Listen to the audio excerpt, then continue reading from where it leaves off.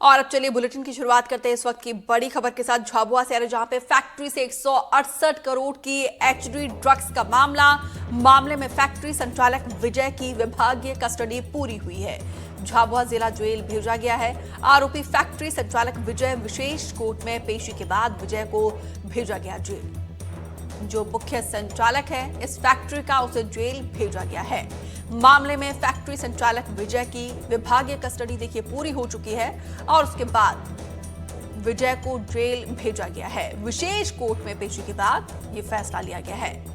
168 करोड़ की factory drugs इस factory से बरामद की गई थी और यहां पे देखिए जो संचालक है उसको आज कोर्ट में पेश किया गया।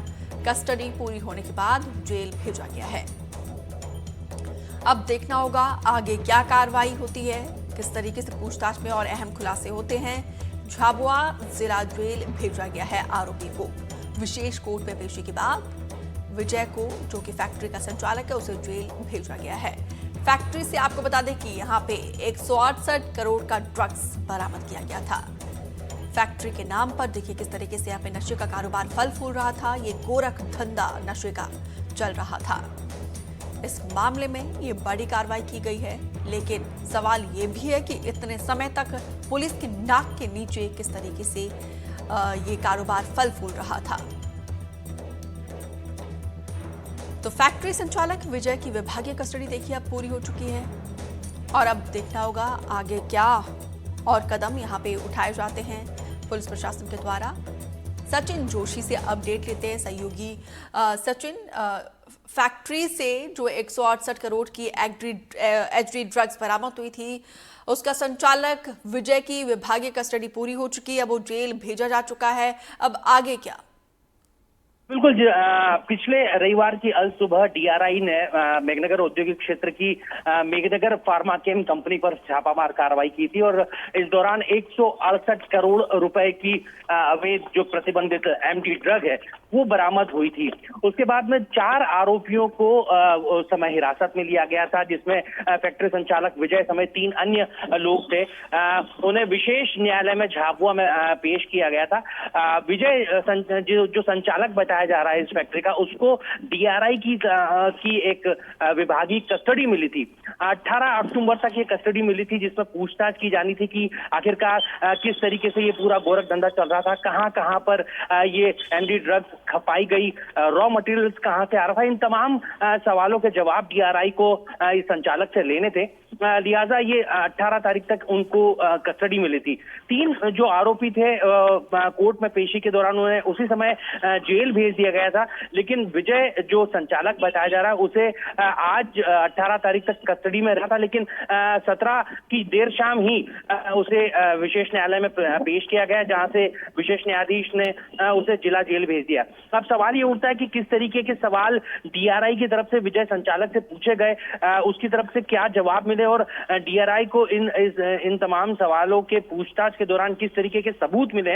ये सभी चीजें अभी डीआरआई ने इसका कोई खुलासा नहीं किया है, लेकिन ये जरूर है जिस तरीके से मेघनगर औद्योगिक क्षेत्र राजस्थान और गुजरात से इसका सीधा लिंक है, परिवहन बड़ा आसानी से होता है और गुजरात चूंकि बॉर्डर पर है।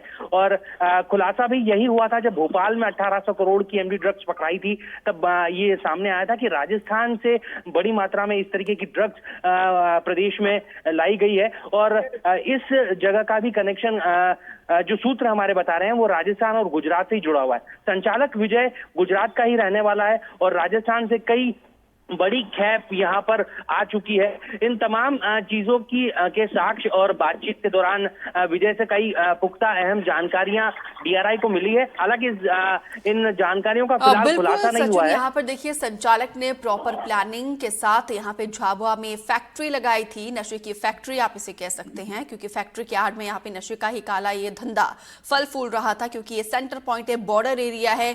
लेकिन कस्टडी में पुलिस के पूछताछ में क्या कोई खुलासा हुआ है, इसको लेकर कोई जानकारी पुलिस के द्वारा दी गई है? जी देखिए, ये जो पूछताछ विजय संचालक से हुई थी, ये पुलिस ने नहीं की है। ये डीआरआई डिपार्टमेंटल कस्टडी को मिली थी और डीआरआई इस पूरे मामले पर पूछताछ कर रही थी। पुलिस की तरफ से कोई जानकारी अभी फिलहाल साझा नहीं की गई है और न ही डीआरआई की तरफ से अभी तक ये बताया गया है कि किस तरीके की जानकारी इस संचालक से मिली है। हालांकि हमारे सूत्र जरूर ये कह रहे हैं कि बहुत अहम जानकारी विजय से पूछताछ में मिली है। किस तरीके से राजस्थान और गुजरात के माध्यम से ये पूरा गोरख धंधा चल रहा था, कई बिंदुओं पर जानकारी तैयार की गई थी, लेकिन ये जल्द ही इस चीज का खुलासा डीआरआई की तरफ से मीडिया में होगा। चलिए देखना होगा कि क्या अहम बातें निकलकर सामने आती है जब डीआरआई के द्वारा ये जानकारी दी जाएगी। फिलहाल विस्तार से जानकारी देने के लिए सचिन आपका बहुत बहुत शुक्रिया।